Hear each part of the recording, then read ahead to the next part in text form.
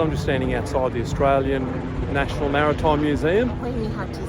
Ahoy, me hearties. And about to go inside and tour the HMAS Onslow and HMAS Vampire, Royal Australian Navy ships. Would that be vampires? Vampires. So I'm just boarding the HMAS Vampire now. HMAS Vampire was built between 1952 and 1959 and is the last of the big gun ships. It's actually the third Daring class destroyer that Australia had.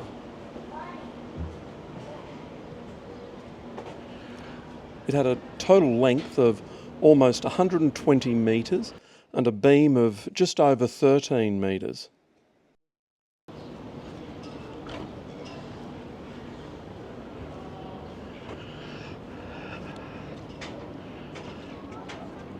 The big guns are what we all want to see. The Vampire had 6 4.5-inch guns in 3 dual turrets and 6 40mm Bofors anti-aircraft guns in twin mountings. Not to mention 4 13mm Browning machine guns and 1 torpedo tube too. It carried a Mark IV torpedo. Later on it was also fitted with a Seacat missile system.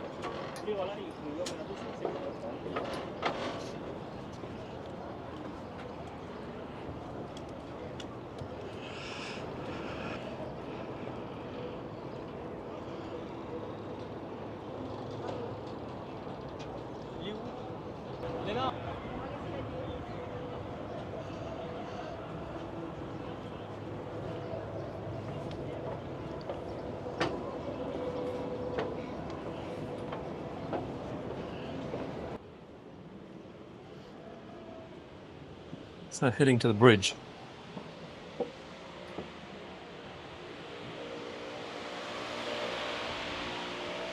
Wow.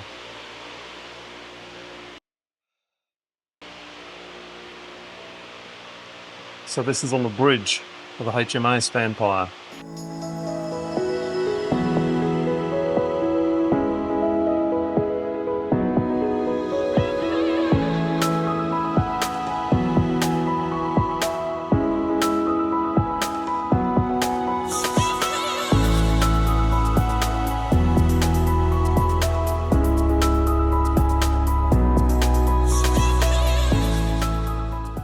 Just continuing a walk along the outside of HMAS Vampire.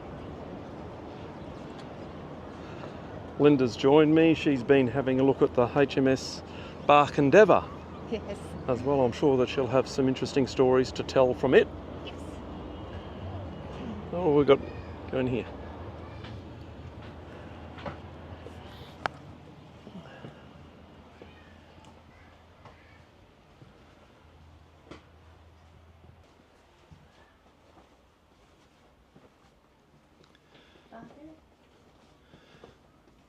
Not in use, by the way. Okay.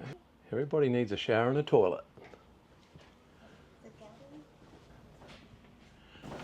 What have we got? Oh, the galley's down that end. Okay. The senior ratings galley it is.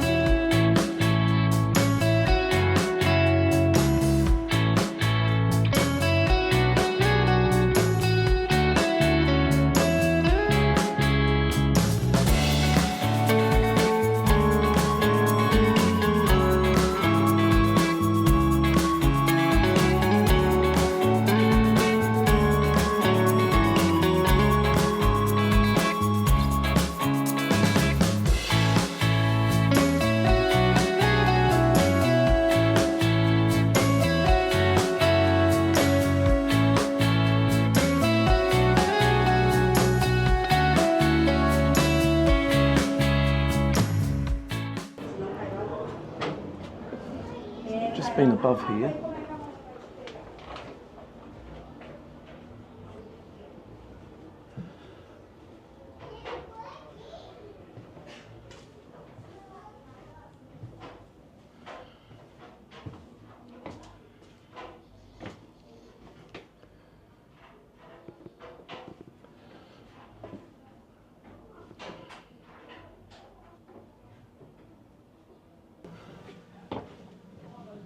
This may have been called the gun room, but funnily enough, guns were never actually stored here. One thing that we probably don't think a lot of is the amount of space that the sailors have to store any personal items. They have such little space, and yet they're deployed for so long at sea, and yeah, they just don't seem to have a lot of room for any personal items that they might want to bring from home.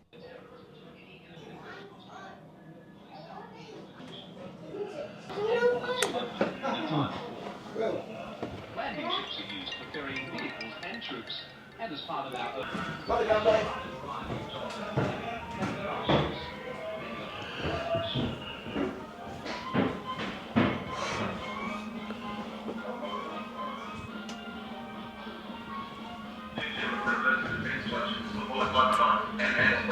So we're standing in the gun bay.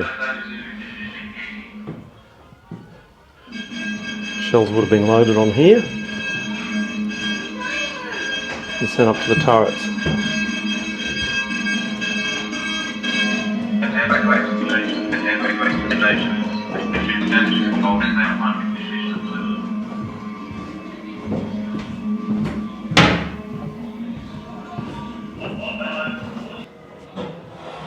So we've just seen the mess hall, now in the galley.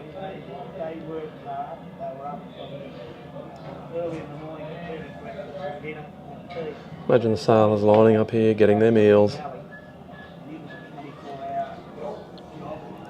heading off in here then into the mess hall. Probably sitting down reminiscing about times when they're going to get home, catch up with family and friends.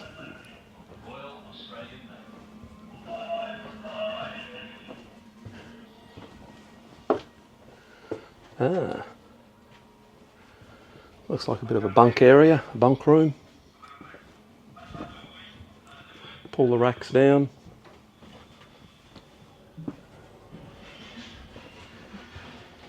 They didn't have much room to store their personal belongings. They could be deployed at sea for months and have just a little tiny locker. Back into the mess hall. guided missile frigate known as an FFG. So sit back and see for yourself the things that have changed. So this is the senior sailors' rec room. Sally. You call that TV. Yeah. Read a book. No 80-inch flat screen. No aircon.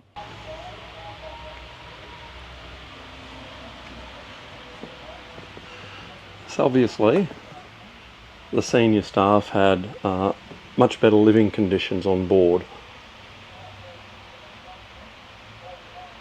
Much better mess, much better dining area, much better sleeping quarters. Well, we're now standing in the operations room. This was the nerve centre of the ship when they were at sea, and this was where the commanding officer directed the ship when they were at action stations. All the weapon systems were controlled from here.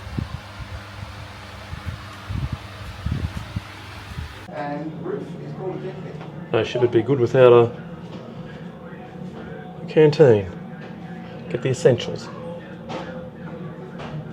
The ship's complement consists of 20 officers and 300 sailors. The Vampire had a top speed of 56 kilometres an hour and a range of almost 7,000 kilometres. During her career, the ship was dispatched to the Far East on a number of occasions. I think it was 5 occasions. She escorted a troop transport, the HMAS Sydney, on 6 voyages over to South Vietnam. 1980 saw the Vampire become a training ship, and she remained in service until 1986 when she was decommissioned and sent to the Australian National Maritime Museum here in Sydney.